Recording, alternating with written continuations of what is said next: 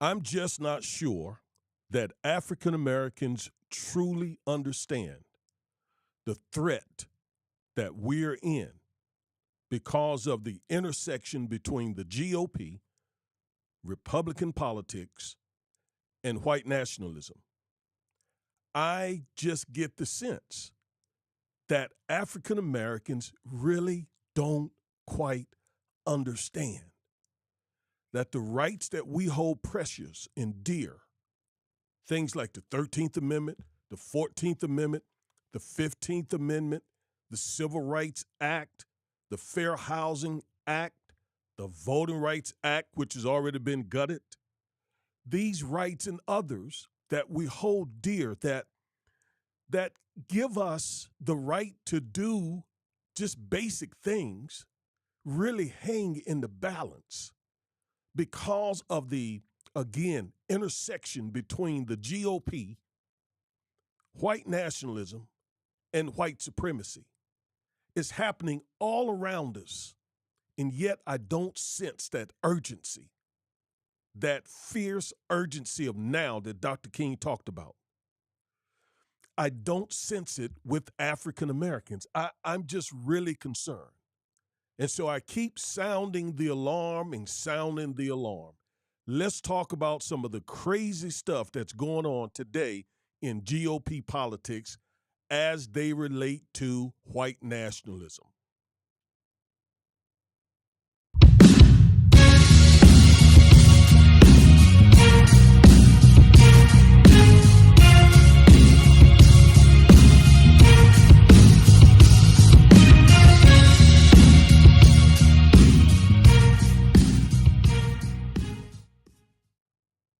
Yes, I am both upset, saddened, and profoundly concerned because I don't sense it.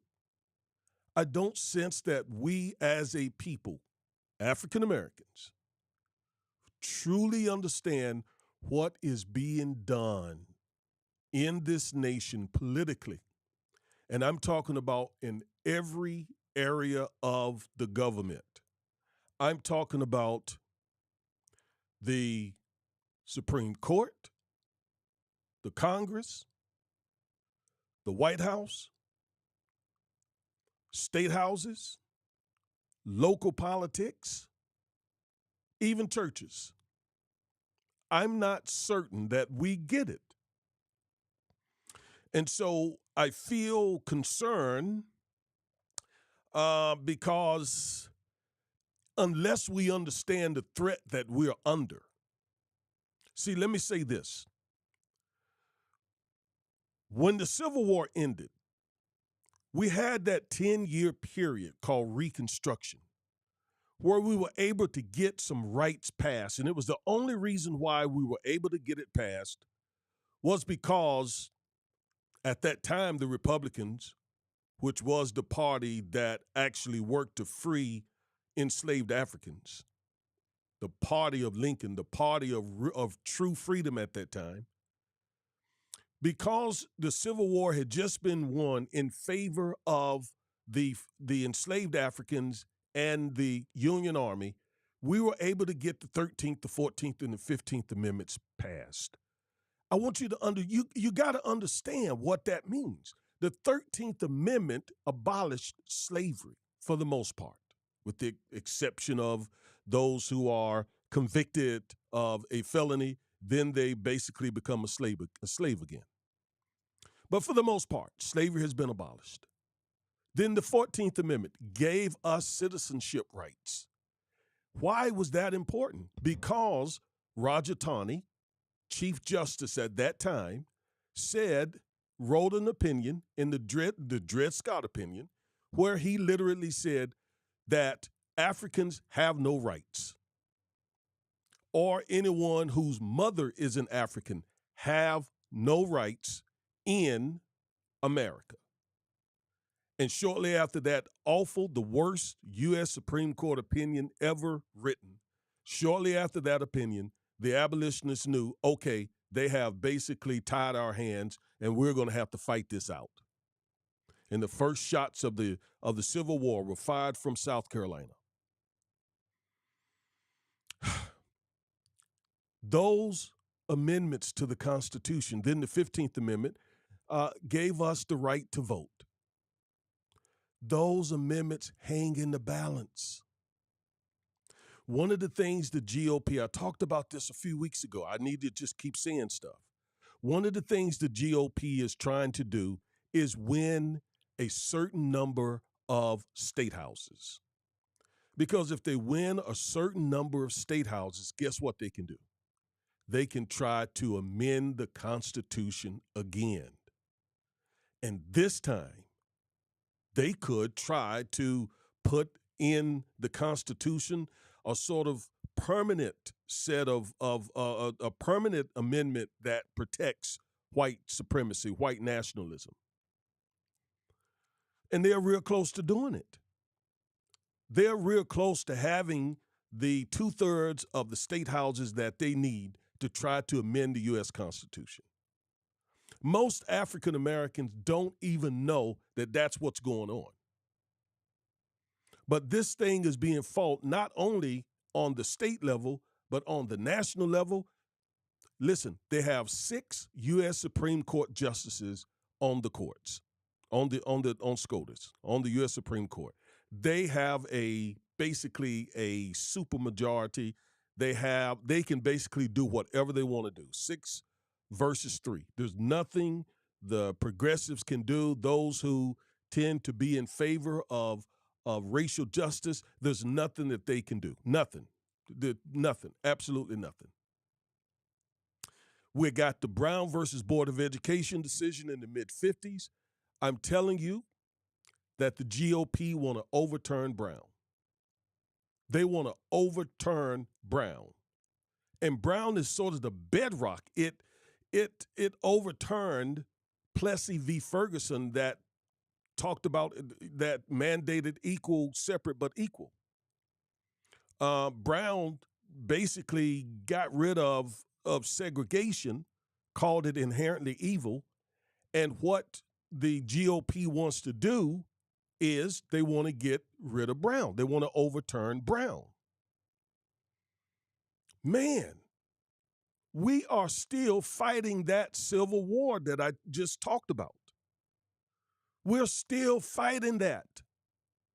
After that 10-year, 11, 12-year period of Reconstruction, another phase started called redemption, and this is where the South rose, cut a deal with President Cleveland Glover Cleveland, pardon me, and he basically allowed the South to basically regain control of the South. He basically allowed those men who had fought to keep slavery going, the Confederate Army. He fought. Okay, I'm getting a notice here that something is not.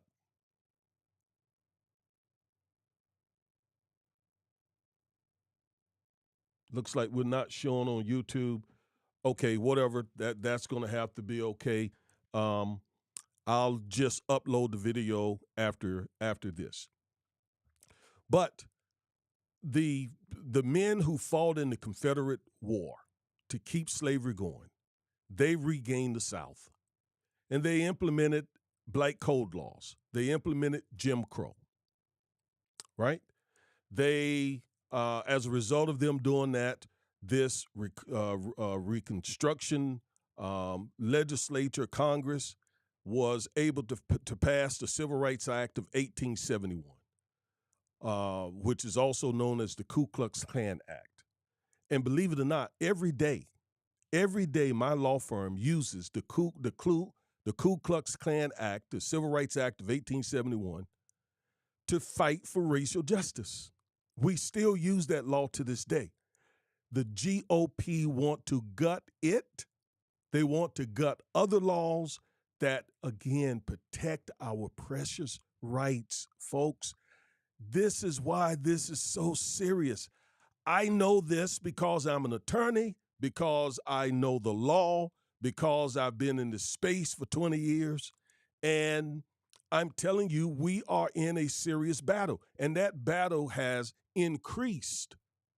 It increased since Donald Trump because we all know, or we should know, that essentially what Trump said to the GOP, to Republicans, to white conservatives, white evangelicals, he said basically, stop being ashamed of being white supremacists. Because if you don't be white supremacists, I keep getting notes here. I'm sorry. If you don't be white supremacists, you're going to lose your country. Okay? And so he basically radicalized the GOP. And so they are now seriously contending to protect white supremacy and white nationalism. All right? That's what we're going to look at today. Okay? Let's get started.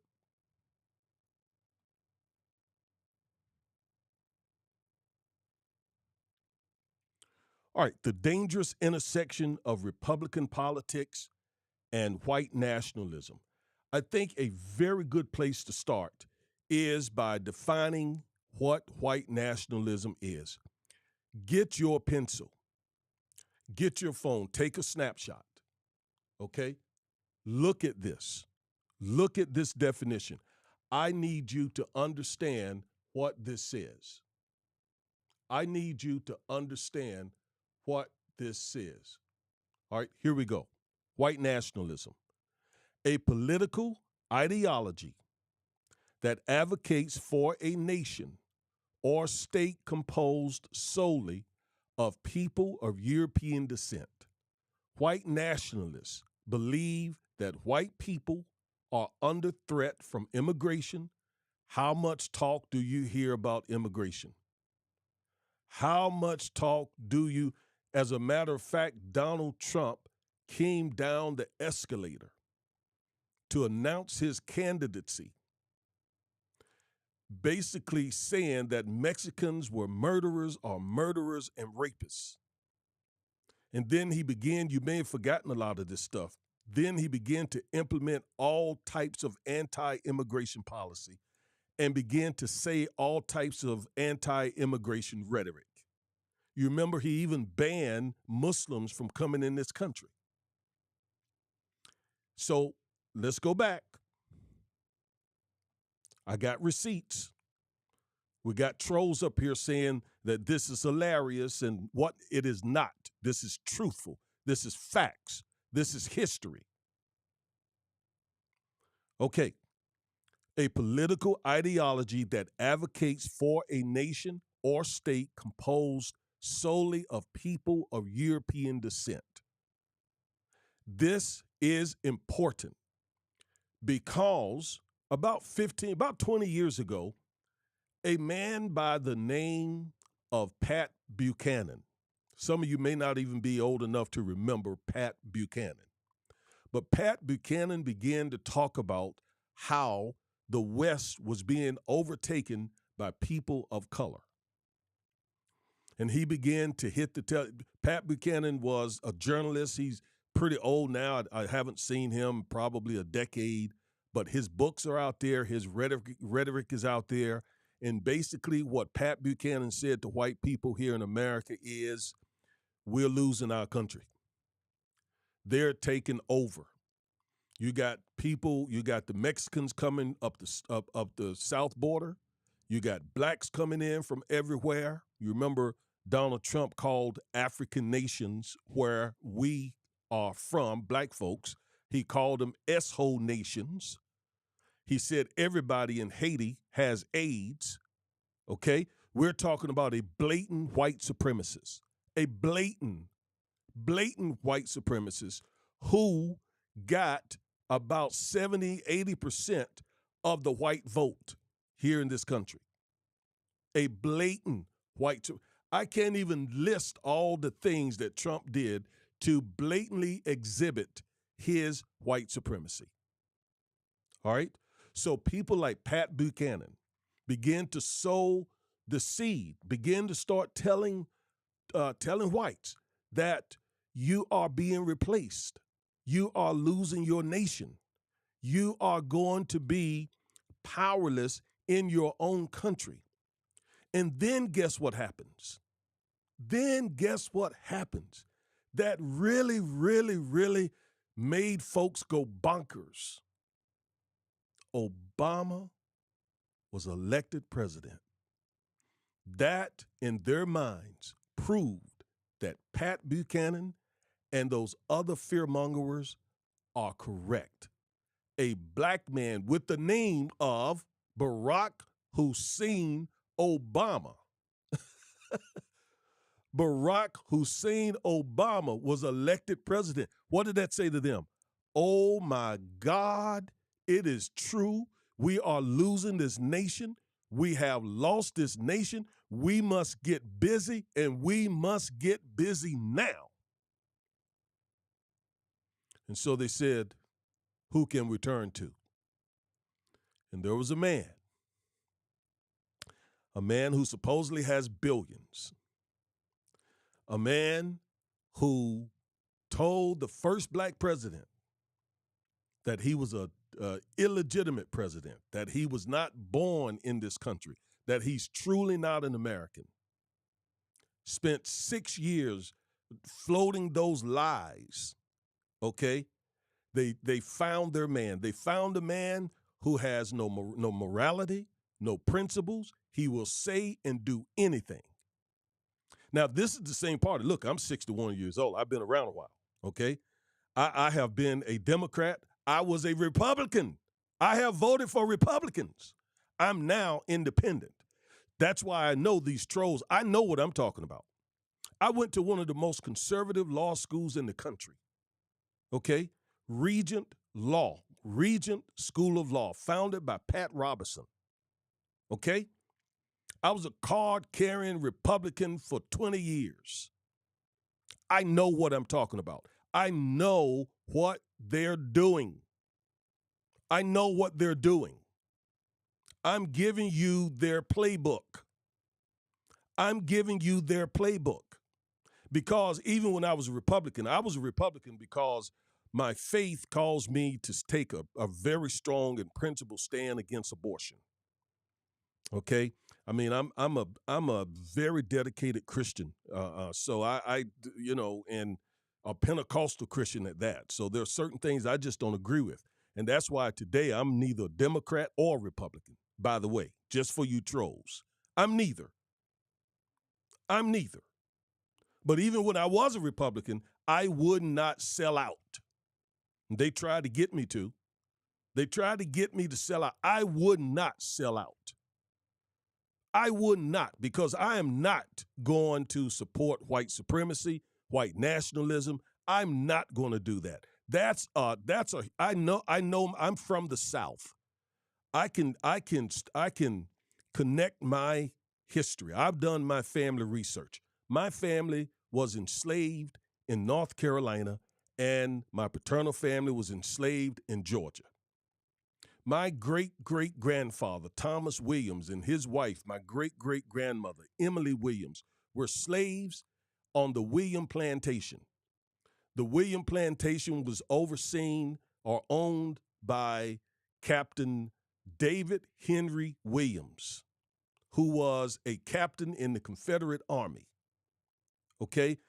That's how my family got the Williams name. All right?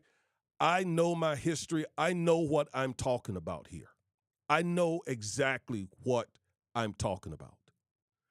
Anyway, Donald Trump was their go-to guy. They loved him, still love him, again, because he doesn't have any principles. For a long time, in the 70s and the 80s, people like Ronald Reagan, Jerry Falwell, others like that started an organization called the Moral Majority. The Moral Majority, okay? And then it was all about electing people that they said had family values, Christian people. And they went from that to Donald Trump. Why? Because of the fear of losing America And that fear was cemented in their minds and hearts when Barack Obama was elected president. And then guess what happened? He was reelected. Oh my God. What was their reaction? One of their reactions, well, first of all, they called him everything but a child of God. I've never seen anyone so disrespected. Him and his wife, and his family. Okay? That's the caliber of people that we're dealing with here. Look. Mm, mm, mm, mm. But what did they do politically? In 2012, they gutted the Voting Rights Act. The Voting Rights Act required that certain states, which were notorious for voter suppression, those states had to get pre-clearance. They had to get approval from the Justice Department before they made any changes to their voting laws to make sure they were not trying to suppress black votes. Well, 2012, they gutted that. A 5-4 vote. They gutted it. And I'm going to come back to that in just a moment when I talk about Clarence Thomas. I'm going to come back to the Voting Rights Act. Okay? But they gutted it. Why? Because of fear. White fear.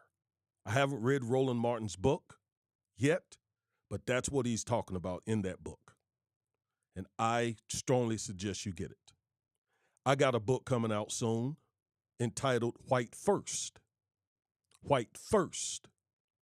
And I'm writing that from the perspective of how over the last few years we've seen, since the founding of the country, actually, we've seen white Christians put whiteness first, okay, before their Christianity.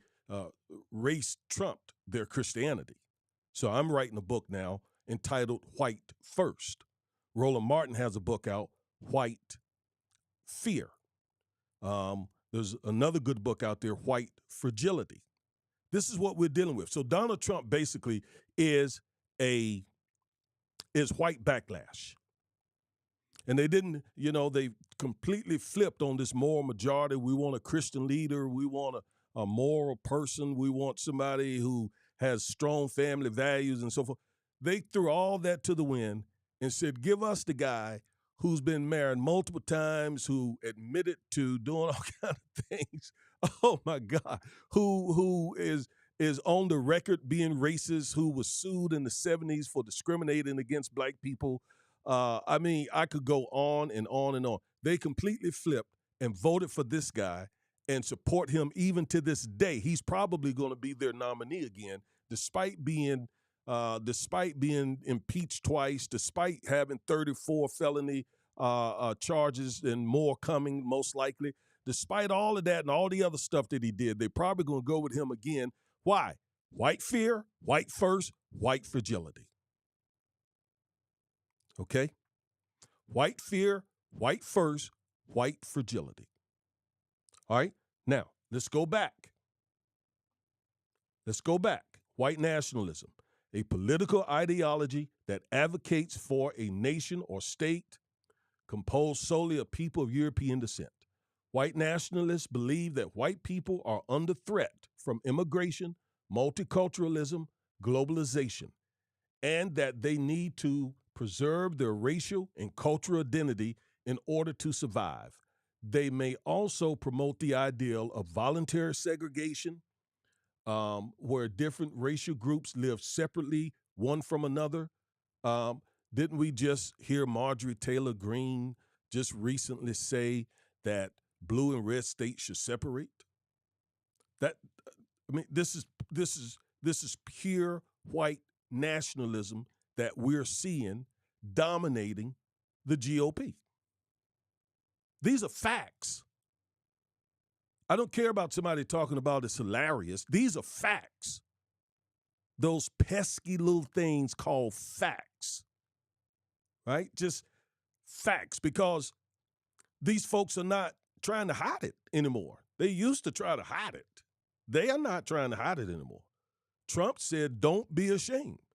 Trump said, come out the closet and just stand up and be proud that you tamed this country. You remember he said that? Don't apologize for that, because if you be weak, remember the speech he gave just before his people bombarded the Capitol building. Remember, he said, if you be weak, you're going to lose your country. And they went in that Congress and they tried to overthrow the government. Okay? White nationalism. Let's go back. I'm giving you facts. I'm giving you facts. They may also promote the ideal of voluntary segregation where different racial groups live separately one from another, and may advocate for policies such as strict immigration controls, cultural assimilation, and economic protectionism. All right, that's white nationalism. Here's white supremacy, a more extreme and militant ideology that seeks to establish the dominance of the white race over other races. Now, go back to Charlottesville. Go back to Charlottesville when the Nazis showed up at Charlottesville, Virginia, protesting the removal of, I think it was General Lee, the statue of General Lee, and were out there with torches and were chanting, "You will not replace us. You will not replace us. You will not replace us." White replacement, the white replacement theory, all again coming out of white fear, white fragility, white first, white nationalism, a fear of losing their so-called country, although it's my folk who really built this country. Okay, it's people of color, black folks to be specific, who literally for 250 years built this country. Yet here my country, we're losing my country. Like no one else has done anything in this country when we built it and never got paid for it. Never got paid for it. Okay? White supremacy. Let's go back. A more extreme and militant ideology that seeks to establish the dominance of the white race over others.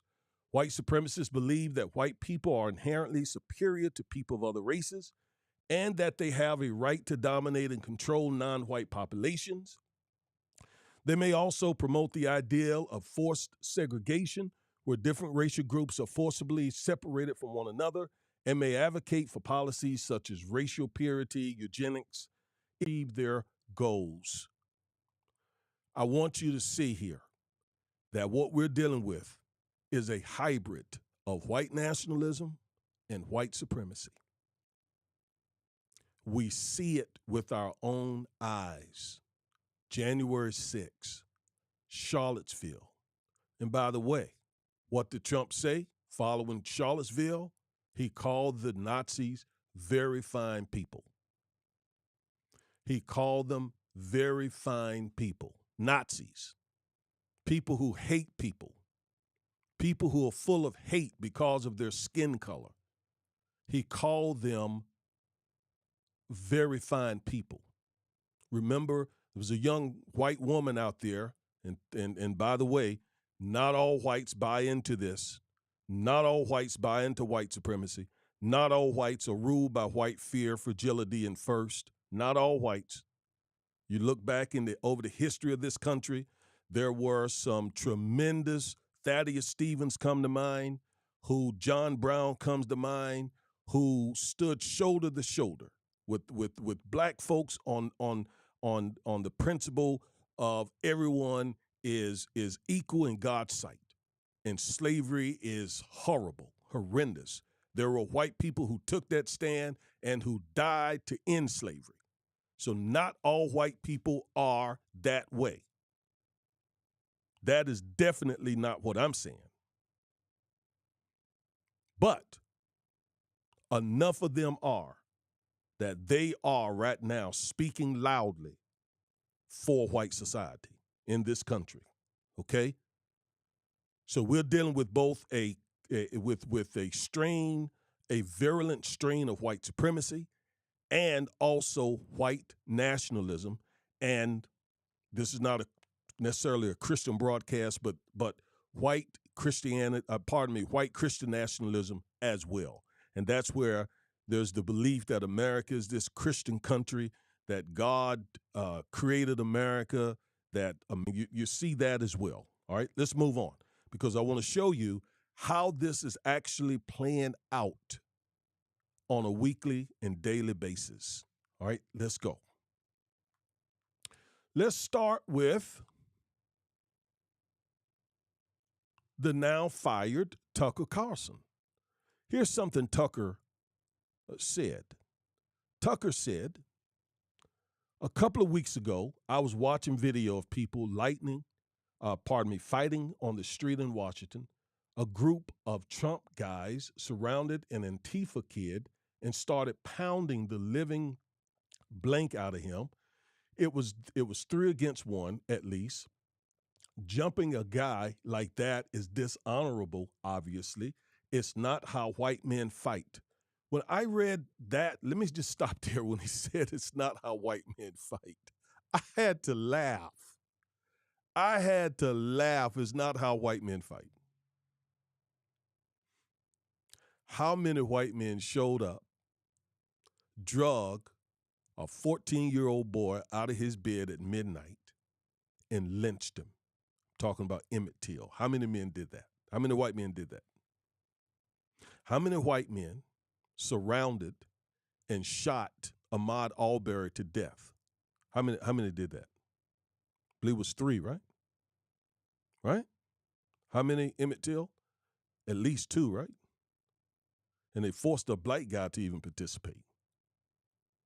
I don't know what he's talking about. Okay, that was weird. That was weird. I can't begin to tell you how many white men have showed up and outnumbered folks, outgunned people, and lynched them, even burned down complete cities, or at least the black parts of town. All right, Tulsa comes to mind. Rosewood, Florida comes to mind. Atlanta comes to mind. Oh, come on. What is Tucker Carlson talking about? Anyway, he said, yet suddenly, watch this, I found myself rooting for the mob against the man, hoping they'd hit him harder, kill him. I really wanted them to hurt the kid. I could taste it. Then somewhere deep in my brain, an alarm went off. This isn't good for me. I'm becoming something I don't want to be. The Antifa creep is a human being. Much as I despise what he says and does, much as I'm sure I'd hate him personally if I knew him, I shouldn't gloat over his suffering. I should be bothered by it. I should be bothered by it. I should be bothered by it. But I'm not. I should remember that somewhere somebody probably loves this kid and would be crushed if he was killed. If I don't care about those things, if I reduce people to their politics, how am I better than he is? Yet, that's exactly what he felt. Tucker Carlson described the heart of a white supremacist. He described it. He said, I could taste of his death. I craved for his death. I wanted them to hit him harder. All because of what he believed. All because I presume I don't know. I presume the kid was, and by the way, he called him a kid, so it was probably a young dude. Okay? I presume the dude was white because he didn't say he was black. All right? So Tucker, is upset with the guy's beliefs. That people should be treated fairly. Okay? That can get you hate, even if you're a white person, from white supremacists. Going back to Charlottesville, Virginia, remember, I can't think of her name, but a young white woman was killed out there that day, ran over by a white supremacist. All right? How else is this playing out? Tucker Carlson, by the way, before we move from him, had the biggest following on cable TV of all cable TV, of all of them, of CNN, MSNBC, Fox, OAN, all the rest of them. Tucker, with this kind of vile hatred that he spewed every day on his show, he had the biggest following in the country. What does that say? What does that say? What does that say? Now, let's talk about some of the politicians. Georgia's GOP governor signs bill that could remove local prosecutors and DAs from their jobs. When I read this, it didn't shock me, but my mouth did drop. So now they can go in the state of Georgia and say, okay, to the elected district attorney, you're out. Forget the will of the people. Forget, watch this, forget states' rights. Forget the 11th Amendment, which they harp on so much. Okay? Forget all that. You're out because we don't like your politics. And oh, by the way, what is happening in Georgia right now? Trump may be indicted. Fannie Willis, the DA there in Fulton County, I believe, one of those counties there, essentially announced that come this summer, she will announce probably an indictment of Donald Trump. At least that's the way it came out. I mean, the way it was said. Well, there is a good chance that before that indictment is released or afterwards, Brian Kemp and the GOP are going to walk in there in her office and give her until evening to leave her office. They got that law passed. This is white nationalism. This is white nationalism. And we're talking about the same state that already said you can't give someone some water if they are standing in a long voting line. You're talking about a state here who took away, who slashed early voting, who slashed polling locations, who got out the voter police out there to try and intimidate people from voting because they know they can't win. So they got to do all this stuff. So they can literally walk into an elected official, an elected DA's office and say, your time is up. You got until this evening. You got until Friday. We'll give you 30 days. Until then, you know what? Reminds me of Mississippi that recently set up a whole quasi court over Jackson, Mississippi, the capital city and the city that has the most black folks of any city in America. They just said, we setting up a whole new system. We don't care about the elected officials here, whatever. We're setting up our own system. This is white nationalism. And also white supremacy.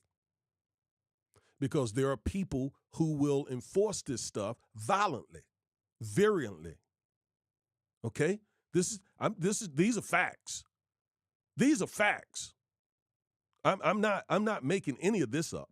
These are facts. Florida, DeSantis. He has a vote. Well, they also down there. He just recently signed into law over the past couple of years an anti-CRT bill, an anti-protest bill. You can't teach African American history down there. He doesn't want all this hatefulness that we have seen come from these folks for the last 400 years. We don't want you telling our children about it. We don't want you telling our children how nasty and ugly and hateful we have been to these other people because of the color of their skin. You may make our children think that we are monsters, so we're not going to let you teach this in class. I'd be shamed too. I'd be shamed as well. But guess what? They got help.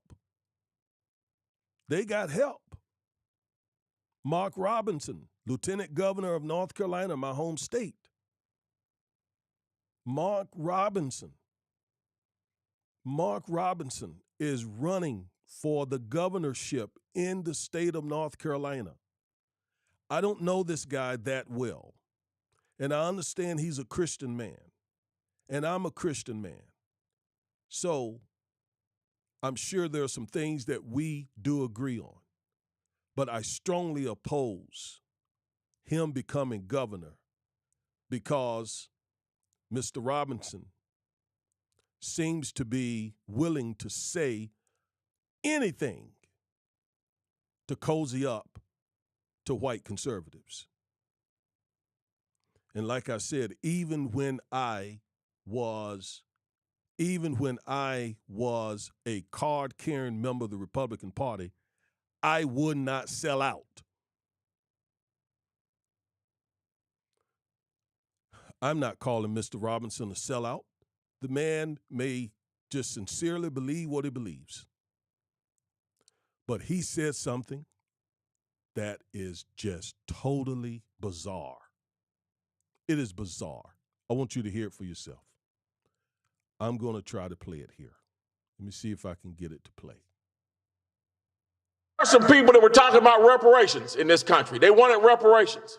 And I remember I made this particular liberal so angry at me because I told them right to their face, nobody owes you anything for slavery. If you want to tell the truth about it, it is you who owe. It's you who owe. Somebody, after those fields were ended and slavery was ended, somebody had to walk through Jim Crow for you. Somebody fought wars and died for you.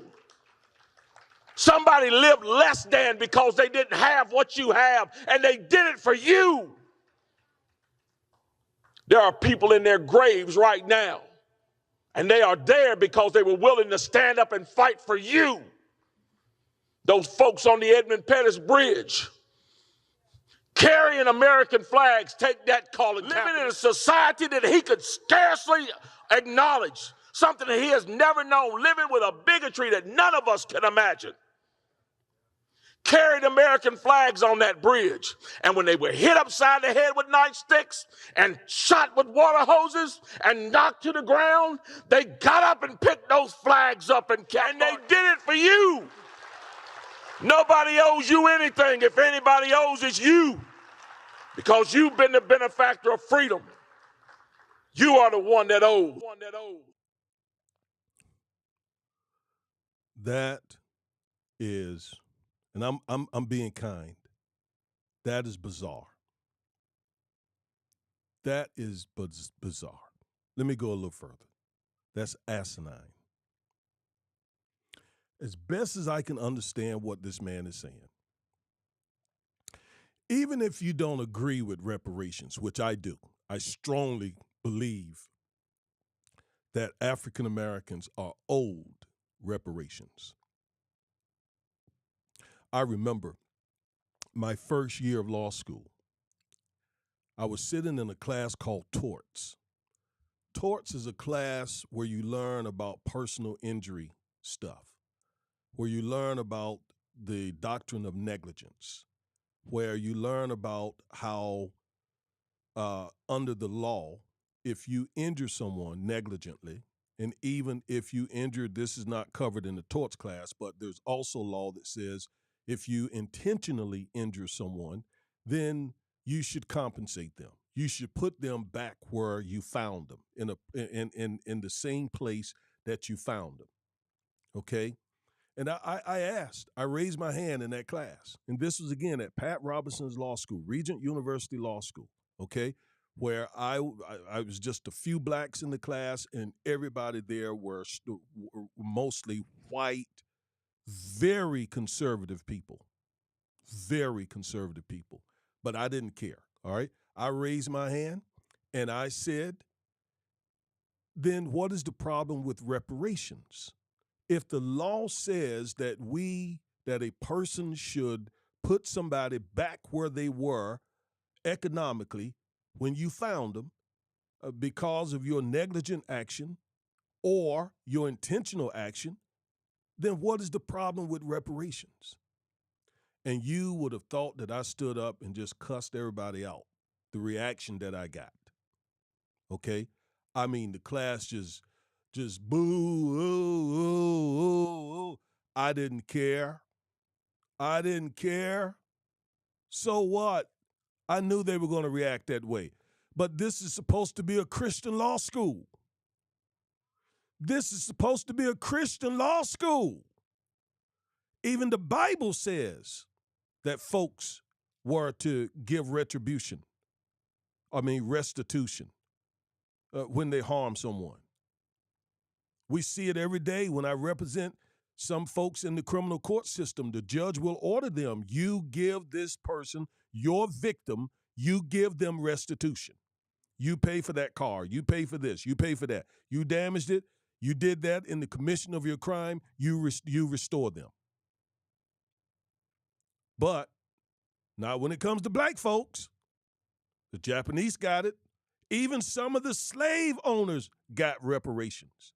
But not black people, not African Americans. Anyway, even if you disagree with reparations, that's one thing.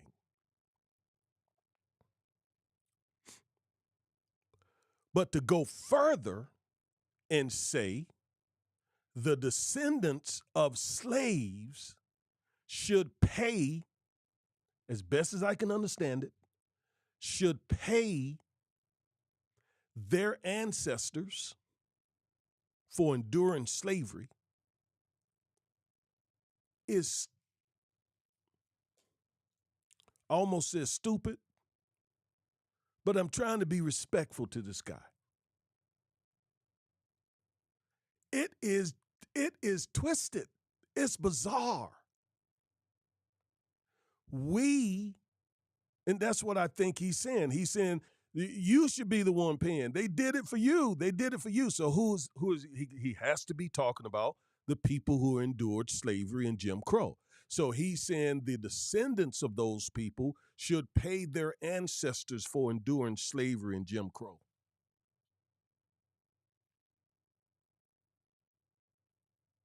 Really? So the people who enslaved, the people who lynched, raped, murdered, the people who did that, no penalty for them, no punishment for them, no restitution for them. I mean, it's hard to even formulate thoughts with this. I mean, seriously?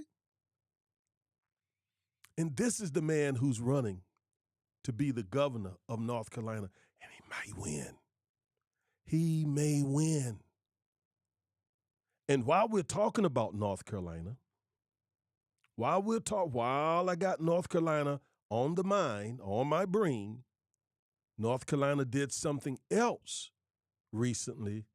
On April 28th, the new Republican majority on the North Carolina Supreme Court, I'm not going to read this, you can read it here, but they reversed the North Carolina Supreme Court when it was Democrat majority.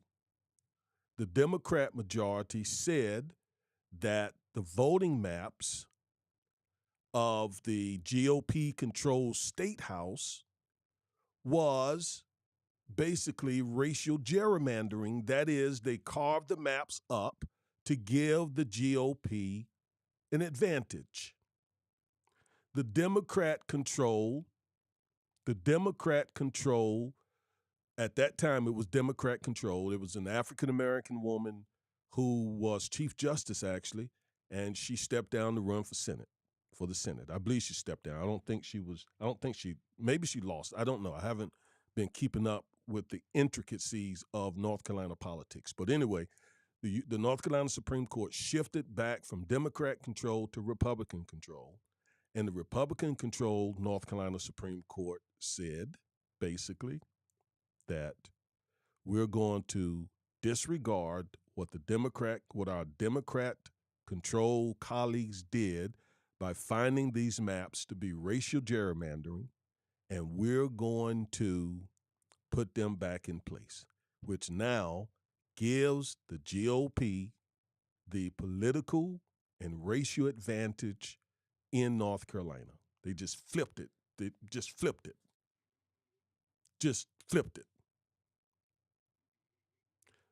This is white nationalism.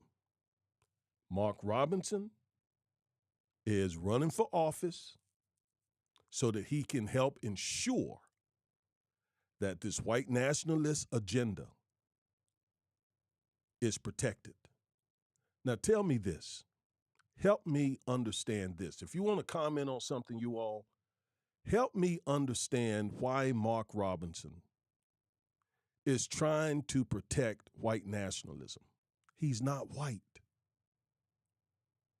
Why is he trying to protect white supremacy? I have that question for my black conservative brothers. Why are you trying to protect white nationalism? Why are you being willfully blind? The party that you are so fiercely a part of are in your face blatantly passing laws and regulations and everything else to protect white nationalism, white supremacy. Why do you as an African American support that? Even when I was a Republican, I did not support that. That's why I'm no longer a Republican. I didn't support that. I can't support that. I mean, my folks were enslaved by the ancestors of these folks that are controlling these state houses. I mean, Mitch McConnell, for example, we know his family owned slaves. He and I see the world completely different. Totally. So why am I going to work with Mitch McConnell when I know Mitch is coming from that enslaver perspective? I don't understand. I'm going to read some of y'all's comments here in a minute. Maybe y'all can help me out. But wow. All right, let's move on. Let's move on. Couple more things I want to show you here. Justice Clarence Thomas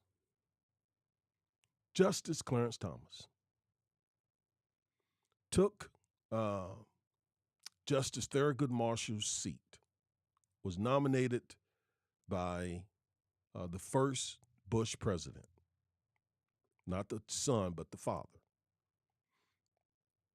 And he's been on the court ever since.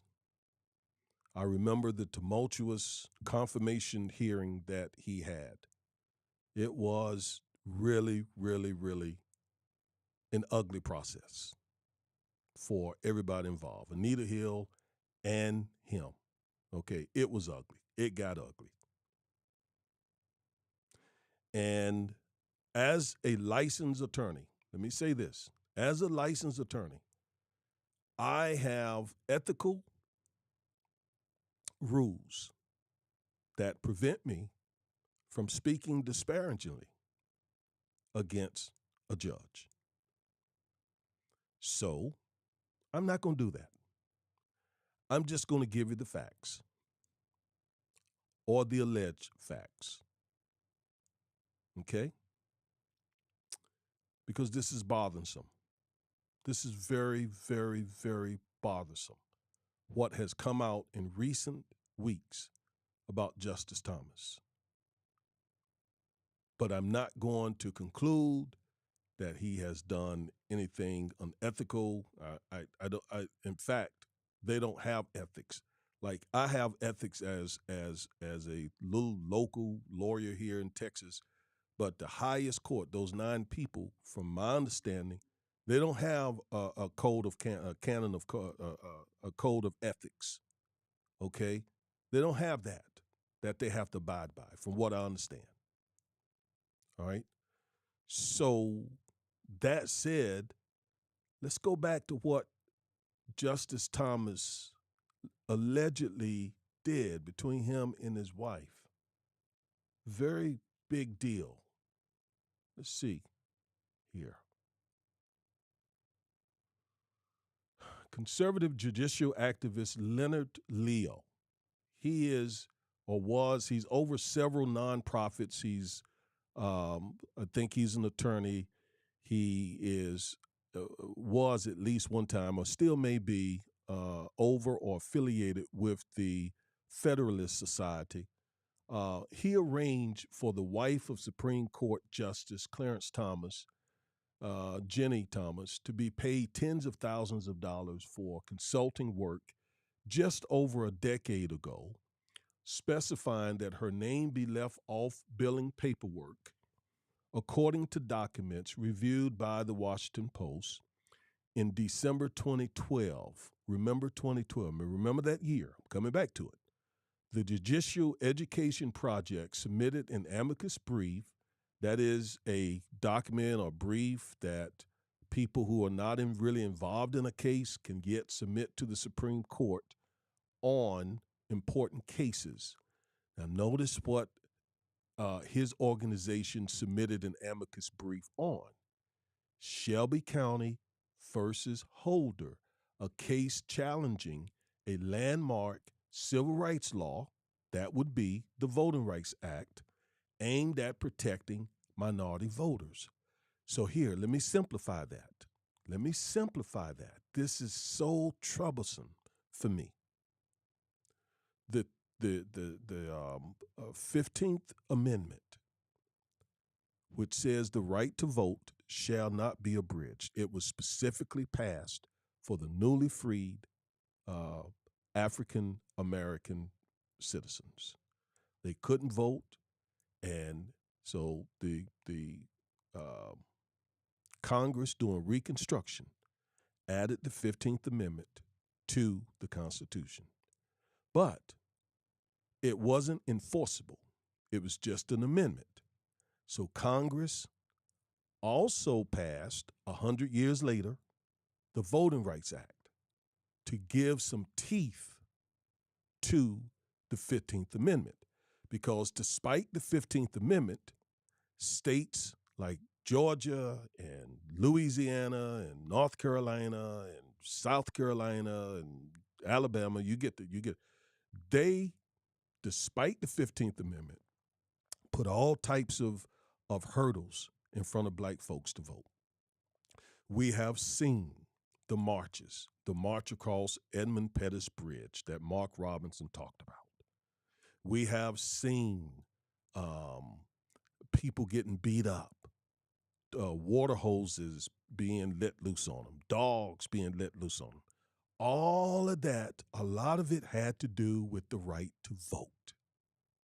Okay? And so we prevailed. And we got the Voting Rights Act passed. Now, what did the Voting Rights Act do? As I explained earlier, what it does, or what it did, it's been gutted now, but what it did was it said to those notorious states that would require our ancestors to count how many beans are in a jar, or how many bubbles in a bar of soap, or whether or not they're great-grandfather had voted, which of course not. They couldn't vote. So they had all those kinds of hurdles, poll taxes, etc. States that did that were specifically written into the Voting Rights Act, basically saying, you folks must stop this, and here's how we're going to make you stop it. First of all, you got to stop these voter suppression laws. And before you enact any state law having to do with voting, you got to submit some paperwork, show the Justice Department what you intend to do, so that the Justice Department can make sure you're not trying to do some hanky-panky and basically suppress black votes. And it worked well. It worked well. So well that Barack Obama got elected. That was the result of the Voting Rights Act. So they said, we must go after that. And they did. They did. They had been going at it for decades, ever since it was passed. But they were able to gut it with the 5-4 vote. One of the people who voted for it, Clarence Thomas. The same Clarence Thomas whose wife had gotten tens of thousands of dollars from an organization that submitted an amicus brief to the Supreme Court in favor of gutting the Voting Rights Act. Now,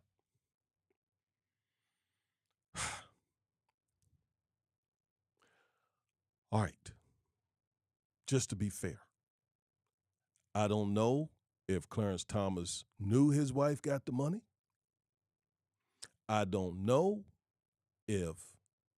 whether she got the money or not, it influenced his vote.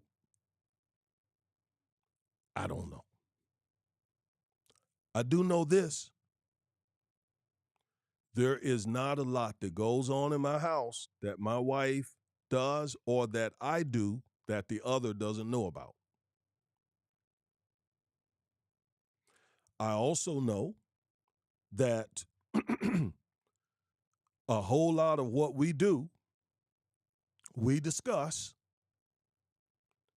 so that we can be in agreement about it, or at least have our opinion heard. That's pretty typical for a marriage, for a married couple.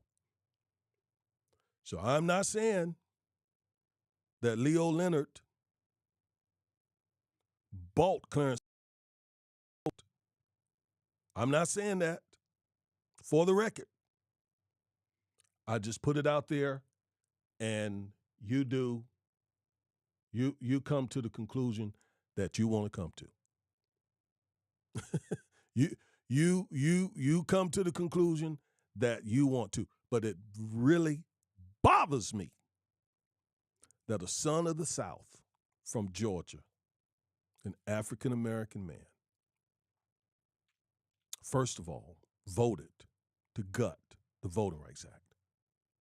Whether he did it from influence of his wife or what. Really? Knowing people died, were lynched.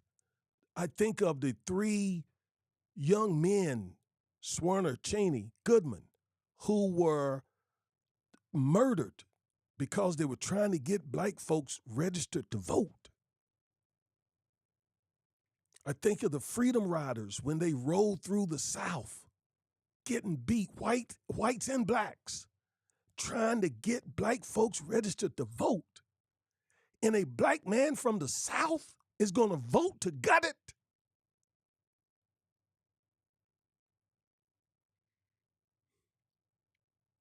And I say that respectfully.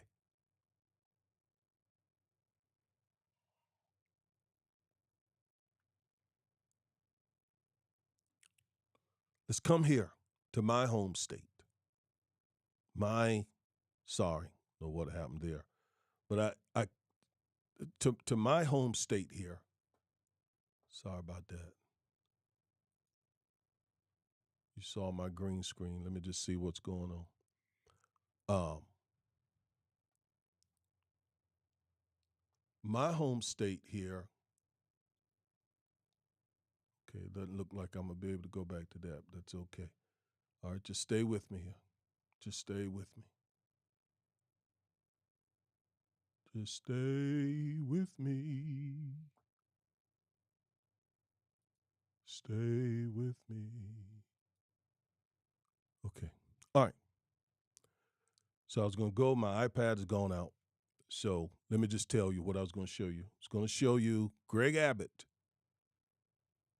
a couple of weeks ago, a few weeks ago, a couple of months ago, actually, sent a memo out to state agencies here in Texas that they are no longer to consider diversity when hiring. Or, I mean, so diversity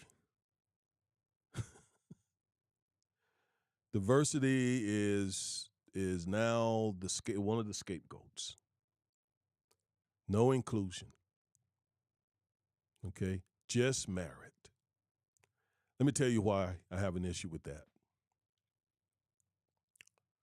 There are structural inequalities that prevent many African Americans from being able to compete when it comes to standardized tests. Okay? If, for example, let's say,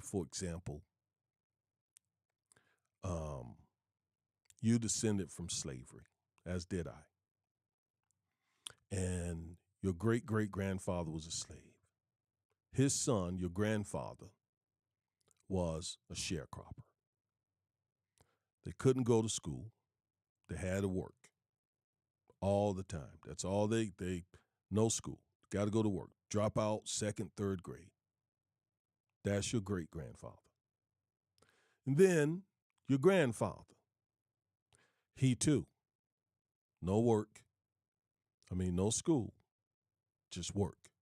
In the fields, outside in the rain, on the job, but no work. Unlike his white counterparts in the same town who are getting educated, who are going to school, who are becoming literate. My father, for example, had a third grade education. He could barely read or write. I would have to read things to him and write stuff for him. A lot of times when he pay his bills, I would have to write out the check. Not because my father was unintelligent, but that he grew up under the heavy hand of Jim Crow. All right? So come down to me. Come down to me now. And I'm raised in this family that has no history of education, okay? My generation of my family, since my family arrived to America, from the time my family arrived to America, it was my generation, me and my cousins, who were the first ones to go to college. I am the first male, not female. I'm the first male in my family that were brought here from Africa. I'm the first male to graduate from college. The first one. And I dropped out in the 10th grade because education was not valued in my house. Work was. When I told my dad I was dropping out of high school, he wasn't really concerned about that. Fine, just come with me tomorrow and start working out here in the construction with me. What I'm trying to say is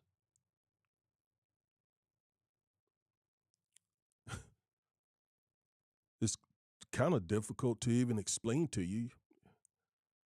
It's just that, again, our forefathers grew up under the very heavy hand of slavery and Jim Crow and now systemic racism. And you were not valued going out and getting an education. No, some were, a few were, but many were not. So I end up in the classroom. And by the way, I did very well in grade school. Okay, back then they had A, B, C, D, E classes. I was in the A class. Okay, I was one of two blacks in the A class when I was in third grade, fourth grade, and I would get straight A's. Okay? But it was just one or two of us. In fact, the other person I grew up with, Cynthia Carr, if she ever hears this video, she would attest that she and I were the only two blacks, third and fourth grade and all that were in the A class in our school. This was after integration. They integrated my school in the third grade. I went the first, second grade, I went to an all-black school, C.W. Dobbins Elementary School. And then they integrated the school. That would have been 1970, I think it was. That was 15 years after Brown. 1970, 71, we then were sent to the white school, Wallace Elementary. So Cynthia Carr and I both were in the A class. And some other folks come to mind. Monty Evans, I think the smartest guy I ever knew. I mean, just smartest dude I ever knew. But,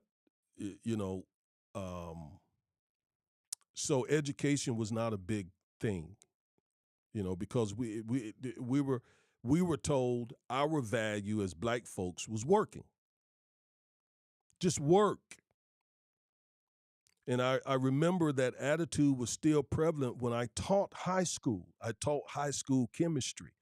I had to force my black male kids especially to focus on education. I had to force them. And I forced them. I made them. I made them do it. I wasn't the kind of teacher where I was going to let them just come and just do nothing in my class. No way. No way. No way. I had been through too much, seen too much, know too much. No way. You're going to work in my class or you're going to fail. One of the two. And I don't want some coach coming to me. They did. Saying, Mr. Corby, can you let him go? No, I cannot let him go through. Who you think you're talking to?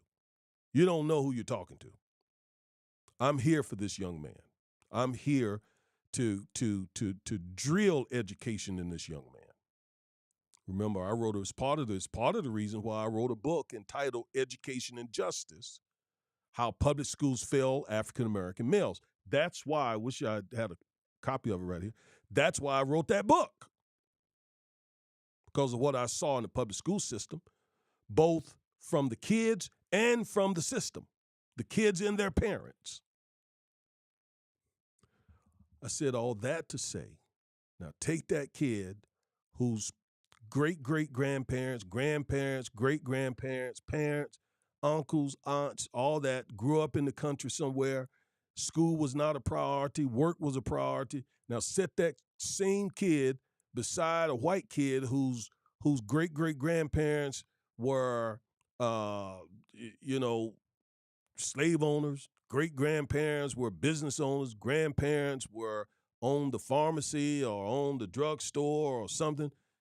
Parents run a good business. All of them went to school, got an education, and now his generation, school has been a part of his family for generations. And even when we went to school, we went to those separate but unequal schools. So now take that family, put their child beside a white child who's had all kinds of advantages and privileges and say, okay, now you all are on the merit system. That's ridiculous.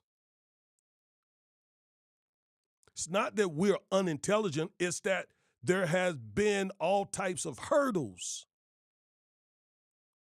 to our progress in development. We see what you're doing, Greg Abbott, Ron DeSantis, Marjorie Taylor Greene, Mark Robinson, Clarence Thomas. We see what you're doing.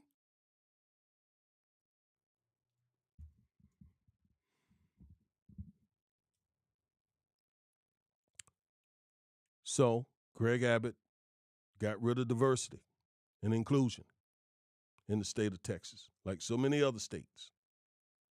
Okay? That is white nationalism.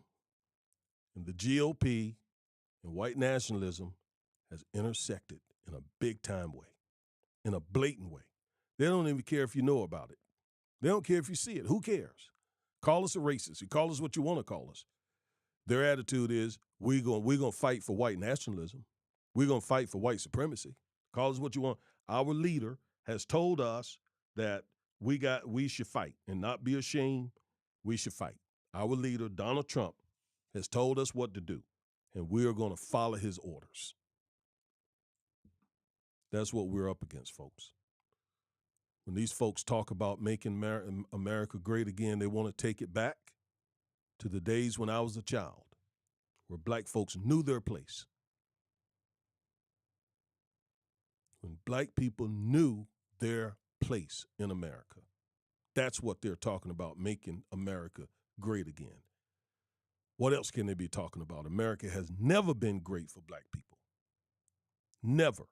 There was a small window, that 10-year window during Reconstruction, where things were looking maybe just a little bit hopeful. But they did everything they could during that 10-year period to make sure, no, you will never. You're no longer under the law of slave, but you'll never be equal to us.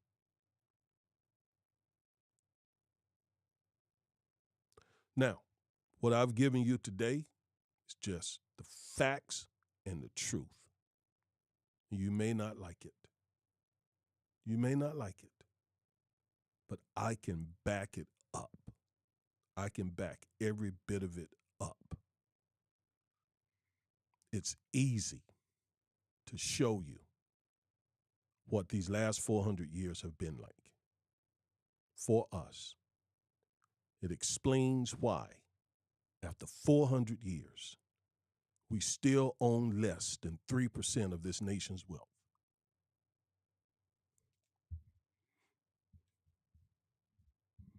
All right? So, that is going to do it for today. That is going to do it. I appreciate you listening. I forgot to do the introduction. You know, where I say that I am Attorney Augustus Corbett, also known as the Minister of Justice.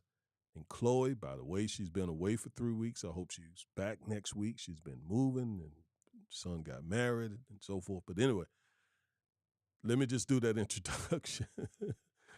All right. So I am Attorney Augustus Corbett, also known as the Minister of Justice. And with me I have blah, blah, blah, blah, blah, blah, blah, blah, blah. And together we are the Defiant Lawyers. Each and every Saturday we bring you a legal analysis of trending politics, policies, personalities, and pop culture to empower you with the information you need to defy this unjust legal system. Please subscribe, like, share, comment. That's what I forgot to say at the beginning, but I just said it. All right? Someone's texting me. It's probably my wife. Let me see what she's saying. Okay. She is saying you got Facebook comments. All right, very good. Let me see what they are. Yeah, got a bunch of them. Bunch of them. Okay, let me see if I can find them because you see me looking all up like the old people do, trying to catch the stuff in my bifocals um, since my computer monitor is so far away from me. So let me just go to Facebook and I'll bring it up. Let me go to Facebook and I'll bring up your comments. Thank you, sweetheart, for reminding me about the comments because I do want to get to some of them. Okay. Hope I can do it this way. Swipe left to reveal. Here they are. Okay. Yep, here they are. My sister, my dear sister, and I mean that from the bottom of my heart, Sister Abe Aldrich. She says basically DeSantis is passing anti-black and brown laws. She has been riding with your boy. I tell you, Sister Abe, I appreciate you. Appreciate you so much. My wife, examples of white nationalism and supremacy. So yeah, what my wife does is try to recap some of the things that I'm seeing in the comments. Sister Ave, you're right, Sister Ave. Mark just came out the box with that reparations thing. I mean that's just bizarre. That's bizarre. But I've seen it. Um, when I was a Republican, and I'm still conservative on a lot of things. You all, by the way, I'm very progressive where it comes to racial justice, but I am conservative. I'm right of center, you could say. Okay, I'm not a Democrat, and I'm not a Republican. Um, but I've seen that black conservatives have to really say things like that to appease their white conservative colleagues. They have to say things like that to I mean, I've heard them say I'm not black. I ain't black. I'm not black. I've heard black conservatives say I'm not black. I mean, they feel the pressure to say those things in order to stay in the good graces of white conservatives. I mean, if you're going to be black and be a part of that, it's going to cost you. But it can be also very rewarding, right? Very beneficial. I forgot to say, it's been reported, for example, that Justice Thomas has received some lavish gifts from a billionaire from right here where we live at in the DFW area. Um, this man is very wealthy. I mean, his name and his family assets are all over Dallas. Okay, we are very familiar with the Crow family here. Okay, and these people, have done all sorts of things for Justice Thomas. Again, I don't know that they've influenced his votes or not on the court. I don't know, but it just looks bad. It looks really, really bad, very bad. The Bible talks about avoid the very appearance of evil. All right. Yes, Sister Ave, North Carolina is as racist as it always has been. Okay, and thank you too. Okay, so Justice Sherry Berry was defeated by a Republican justice in a close race. Okay, so that's what flipped it. All right, that's what flipped it. And Sister Ave, I wonder, is Justice Sherry Berry, she's not the African American woman who ran for the Senate, is she? Let me know in the comments if you're still with us. All right, let's see what else. That's what I was trying to figure out. Um,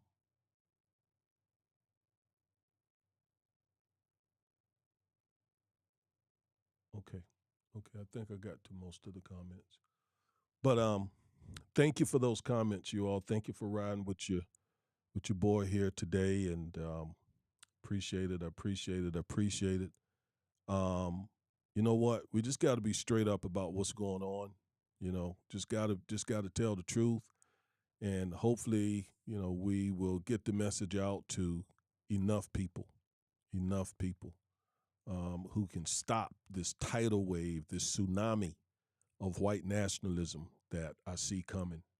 I see it coming. Okay. All right, so that's going to do it for me. It's a nice day outside. Want to get outside with the wife a little bit today. I truly, truly love and appreciate you, Rebels, for riding with us. You've been with us. Our channel is not about entertainment. It's not about foolishness. It's heavy stuff. And some folks don't want the heavy. They want the foolishness. I get it. I understand. But we're going to keep putting it out there. We're going to keep putting it out there. All right? So that's why, and it's basically why I'm saying to you all, those of you who want and desire the meat, the information, the knowledge, not to become hateful people, but to be knowledgeable, to know what to do, to know how to fight this thing. I'm a Christian, and remember, we Christians, we got to love even our enemies. And that's what Jesus said. We got to love even our enemies, okay? And black folks, we do that anyway. I mean, we do that anyway. It almost seems like it's our nature to do that. And Jesus told us to do that, all right? So, but again, thank you for riding with us, and we're out of here. I'm gone. Peace.